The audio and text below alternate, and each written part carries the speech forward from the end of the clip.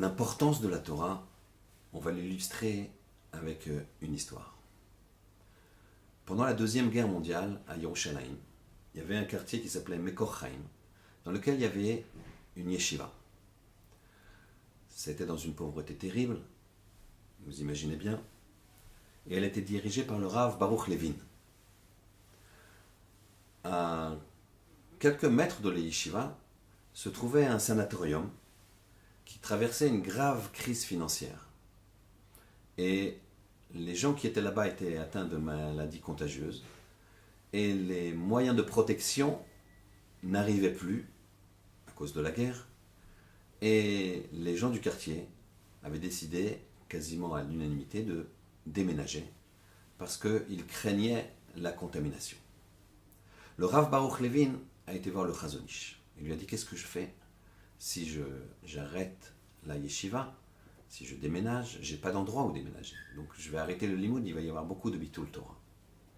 Le Chazon Ish lui a dit, à l'instar de Rabbi Yehoshua ben Levi, on voit dans la Gemara que Rabbi Yehoshua ben Levi s'approchait de gens extrêmement contagieux, mortellement contagieux, et il s'approchait quand même d'eux, et il leur enseignait la Torah. Il s'entourait d'eux, de la même façon que la vie sans Torah ne peut pas être vécue. À ce moment-là, il leur a dit, si déjà ils sont atteints d'une maladie mortelle, et ils n'ont pas de Torah, alors ça ne sert plus à rien, même le Olam Haba, il s'est perdu.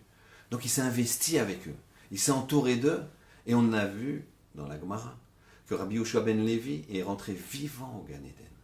Il n'est même pas passé par la mort.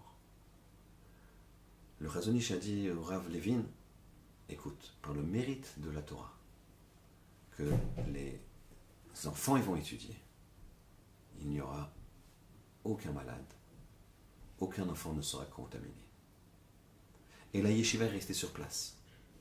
Et il s'est passé un phénomène extraordinaire. C'est qu'à un moment, il fallait aider ces malades-là.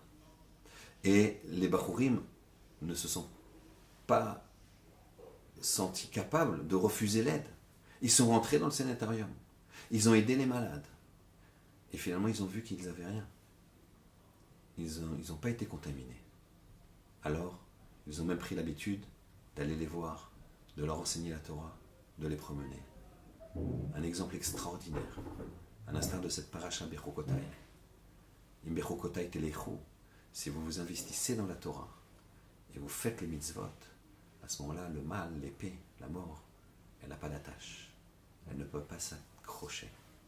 Qu'Hachem fasse qu'à l'instar de ces enfants qui n'ont pas eu peur, et l'instar de ce Rosh Yeshiva et du Chazon Ish qui nous ouvre les portes de ce savoir, de ce secret extraordinaire de s'investir dans la Torah et d'être protégé de tout, d'avoir cette beracha, comme le dit la paracha Bechukotai.